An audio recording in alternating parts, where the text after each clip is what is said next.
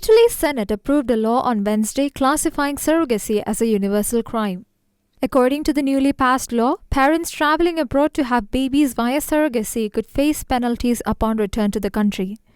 Prime Minister Meloni, Italy's first female prime minister and a staunch Catholic, stated on X that it is a common-sense rule against the commodification of the female body and children. She added, quote, "Human life has no price and is not a commodity," end quote.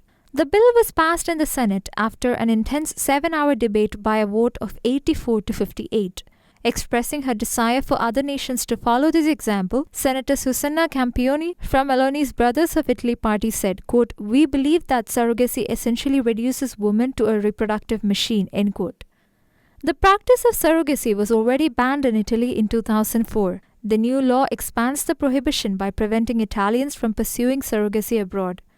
While surrogacy is legal in most states in the United States, Europe has generally taken a much restrictive view on the practice. In April 2024, the European Parliament had voted to amend the Directive of Human Trafficking to include surrogate motherhood among the acts of human trafficking. The Dicastery for the Doctrine of the Faith had also issued a declaration in April titled Dignitas Infinita, which discussed surrogacy among other matters that infringe upon human dignity.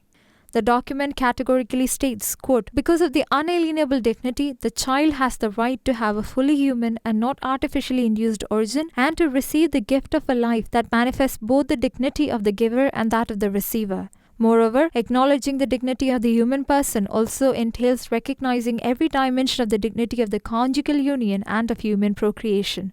Considering this, the legitimate desire to have a child cannot be transformed into a right to a child that fails to respect the dignity of that child as the recipient of the gift of life," end quote.